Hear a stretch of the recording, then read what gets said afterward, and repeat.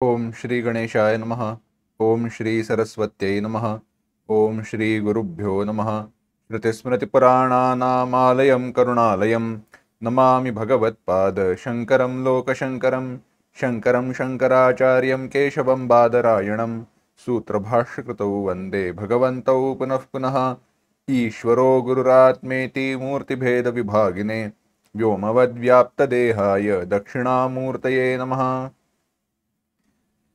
योऽन्तः प्रविश्य मम वाचमिमां प्रसुप्तां सञ्जीवयत्यखिलशक्तिधरस्वधाम्ना अन्यांश हस्तचरणश्रवणत्वगादीन् प्राणान् नमो भगवते पुरुषाय तुभ्यम्। घुष्यते यस्य नगरे रङ्गयात्रा दिने तमहं शिरसा वन्दे राजानं कुलशेखरम्। वन्दे मुकुन्दमरविन्ददलायताक्षं कुन्देन्दुशङ्खदशनं शिशुगोपवेशम् इन्द्रादिदेवगणवन्दितपादपीठं वृन्दावनालयमहं वसुदेवसूनुम्।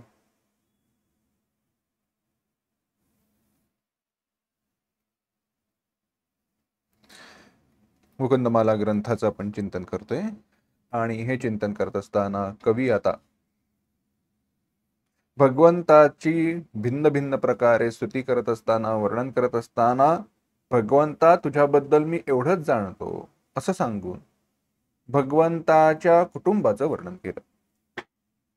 भगवंताची पत्नी कोण आहे, मित्र कोण आहे, पुत्र कोण आहे इत्यादी, सेवक दास दासी कोण आहे हे वर्णन करत असताना सर्व काही तुझंच कुटुंब आहे हे सांगितलं आणि सर्व प्रकारे तूच नटलेला आहेस हेच परोक्षत्वाने सांगितलं।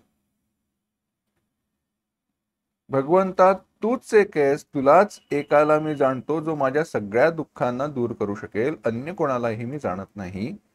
हा सगळा विचार सांगितल्यानंतर सर्व काही कृष्ण आहे, परमात्मा भगवंता तूच आहेस हे वर्णन करत असताना त्या मुकुंदाचं त्या कृष्णाचं वर्णन करत असताना आता कवी म्हणतोय, कृष्णो रक्षतु नो जगत्त्रयगुरुः कृष्णं नमस्याम्यहम्। कृष्णे नामरशत्रवो विनिहिताः कृष्णाय तस्मै नमः। कृष्णादेव समुत्थितं जगदिदं कृष्णस्य दासोऽस्म्यहम्। कृष्णे तिष्ठति सर्वमेतदखिलं हे कृष्ण रक्षस्व माम्। कवी म्हणतोय, तीनही जगांचा गुरु असणारा जो कृष्ण तो आमचं रक्षण करो। मी कृष्णाला नमस्कार करतो। देवांचे शत्रू असणाऱ्या राक्षसांना कृष्णाद्वारे मारलं गेलं त्या कृष्णाला माझा नमस्कार असो। कृष्णापासूनच हे जग सर्व उत्पन्न झालं आहे, त्या कृष्णाचा मी दास आहे, त्या कृष्णामध्ये हे सर्व जग राहतं आणि हे कृष्णा तू माझं रक्षण कर। आपल्या अत्यंत परिचयाचा एक संस्कृत मधील श्लोक आहे, रामरक्षेमध्ये येतो, रामो राजमणिः सदा विजयते रामं रमेशं भजे। रामेणाभिहता निशाचरचमो रामाय तस्मै नमः।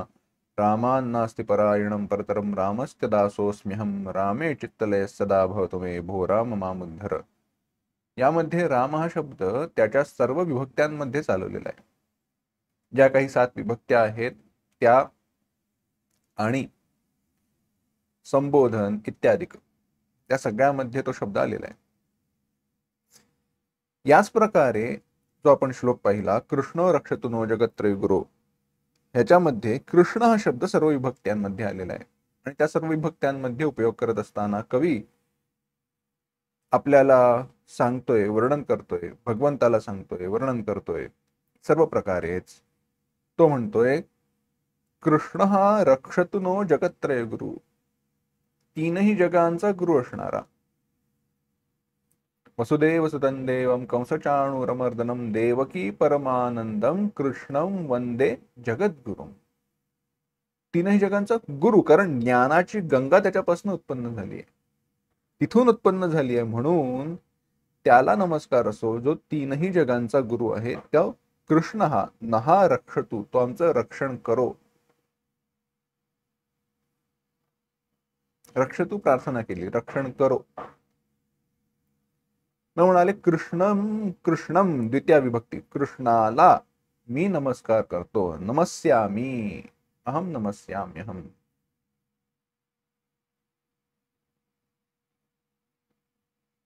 कृष्णेन अमरशत्रवः विनिहिता. अमर, अमरा निर्जरा देवाः. अमर म्हणजे ज्यांना मृत्यू नाही असं, आणि ज्यांना म्हातारपण नाही असं. अमरा निर्जरा देवा, अमर कोशाची अशीच सुरुवात आहे. अमर कोण आहेत तर देवता. देवतांचे शत्रू कोण तर असुर, राक्षस. त्यांना मारणार कोण आहे? निहिताः. राक्षसांना कोणी मारलं? कृष्णाने मारलं. कृष्णेन अमरशत्रवः राक्षसाः निहिताः. कृष्णेन, कृष्णाकडून, कृष्णाद्वारे. तृतीय विभक्ती उपयोग केला. पुढे म्हणाले कृष्णाय तस्मै नमः, त्या कृष्णाला नमस्कार असो. नमस्वस्ती स्वाहा स्वधा अलम वषट योगाच. सूत्र आलं. नमः शब्दाच्या बरोबर चतुर्थीचा उपयोग करावा त्यामुळे कृष्णाय चतुर्थी विभक्ती आली.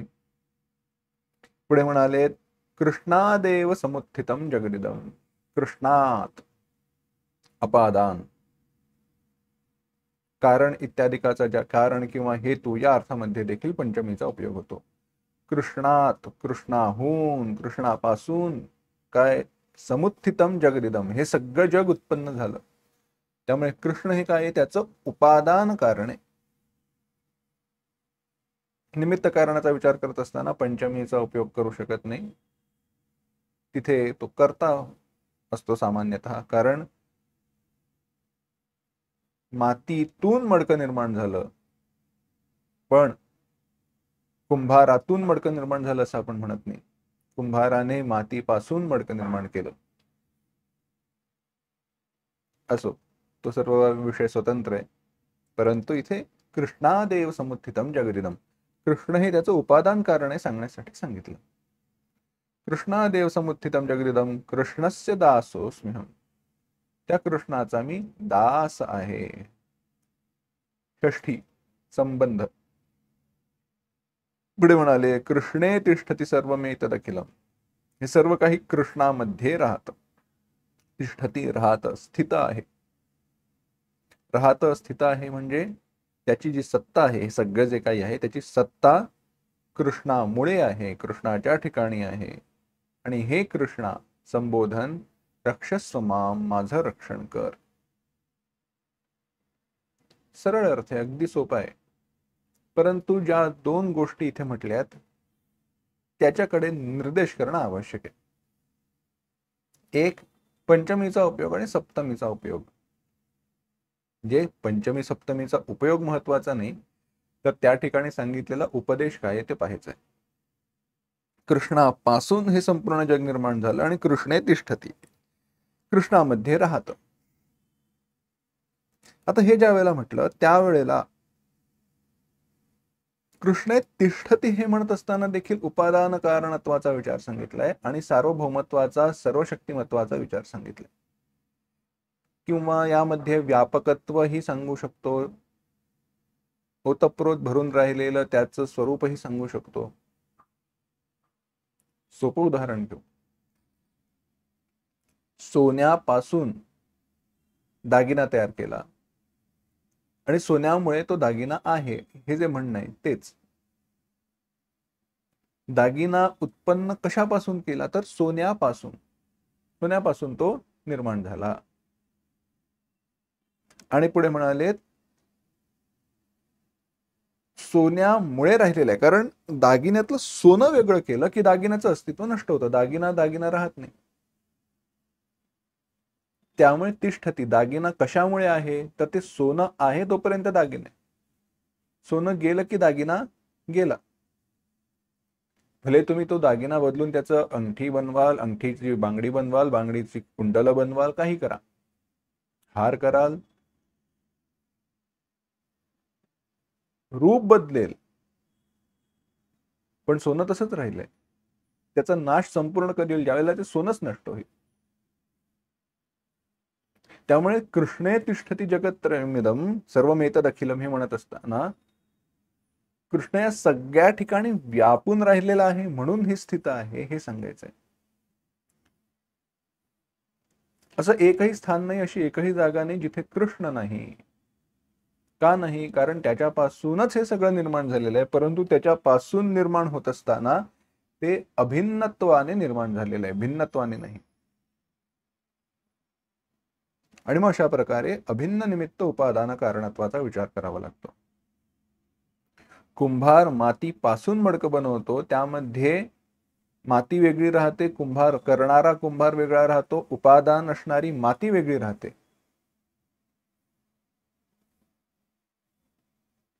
कोळी जाळं बनवतो, परंतु कोळी म्हणजे कोळिष्टक बनवतो ना, जाळी बनवतो. कोण कोळी? मासे पकडणारा नव्हे, किडा, अष्टपाद. तो जाळी विणतो, जाळी बनवतो, पण तो स्वतः जाळं होत नाही. तो स्वतःपासून जाळं बनवतो, बरोबर आहे, पण तो स्वतः जाळं होत नाही. परंतु कृष्ण इथे स्वतःपासून जग निर्माण करून सर्व जगरूपाने नटलेला आहे, त्याच्यामुळेच हे स्थित राहिलेलं आहे जग.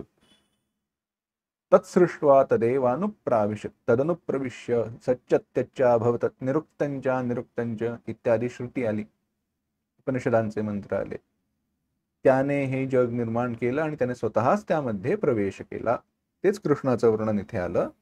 त्या कृष्णाला माझा नमस्कार असो, आणि तोच जो आहे, जो सर्व शक्तिमान आहे आणि या सगळ्या जगामुळे नटलेला आहे, सगळ्या जगाच्या रूपाने नटलेला आहे, तो माझं रक्षण करू शकेल. याचं कारण असं आहे, जिथे मी जाईन तिथे कृष्ण आहेच आणि त्यामुळे तो रक्षण करण्यास समर्थ आहे. बाकी अंगरक्षक एखाद्या ठिकाणी असतील, एखाद्या ठिकाणी नसतील, हो की नाही? सर्वच ठिकाणी सर्वत्र सगळ्या वेळेला सारखे असतील असं नाही, पण इथे तसं आहे. म्हणून तो कृष्ण माझं रक्षण करो, कृष्णा माझं रक्षण कर, रक्षस्व सांगितलं, तू माझं रक्षण कर. पुढे आता कृष्ण म्हणतोय, म्हणून कवी आता म्हणतोय, म्हणून तत्वं प्रसीद भगवन् कुरुमय्यनाथे विष्णो कृपां परमकारुणिकः किल त्वं संसारसागर निमग्नमनंत दीनम उद्धर्तुमर्हसि हरे पुरुषोत्तमोसी.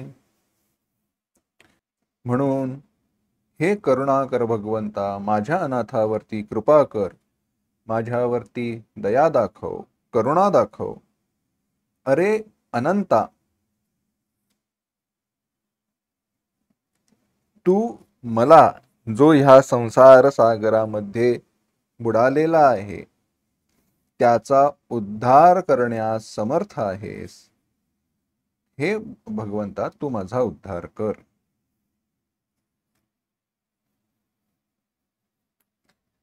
आता भगवंताला सांगत असताना, भगवंताकडे उद्धार कर अशी प्रार्थना करत असताना कवी म्हणतोय, भगवंता तस्मात, म्हणून हे सगळं असल्यामुळे,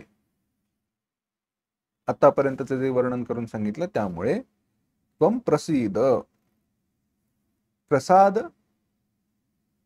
अगदी सोपा अर्थ, मला प्रसाद दे, मला वर दे, माझ्यावरती कृपा कर. पुन्हा तेच म्हटलं, परमकारुणिक किल त्वं,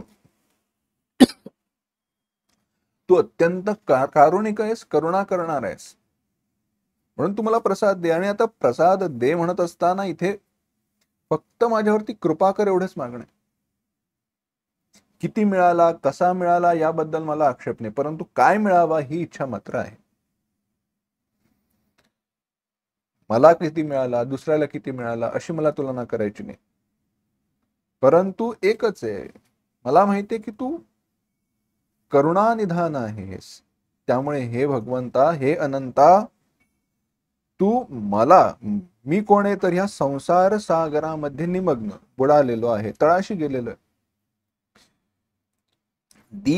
दीन आहे, माझ्याकडे स्वतःचं सामर्थ्य नाही स्वतःचा उद्धार करण्याचं, काही प्रयत्न करण्याचं, अज्ञानी आहे. त्यामुळे मी तुझा भक्त असल्याने, तू करुणाकर असल्यामुळे माझा तू उद्धार केला पाहिजेस. तू माझा उद्धार करण्यायोग्य आहेस, त्यामुळे तू माझा उद्धार केला पाहिजेस, जो मी या संसार सागराच्या तळाशी बुडालेलो आहे. आणि भगवंता, तूच सर्वश्रेष्ठ पुरुष, अनंत आहेस, पुरुषोत्तमोसी. उत्तमः पुरुषः कोण? उत्तमः पुरुषस्त्वन्यः परमात्मेत्युदाहृतः यो लोकत्रयमाविश्य बिभर्त्यव्यय ईश्वरः.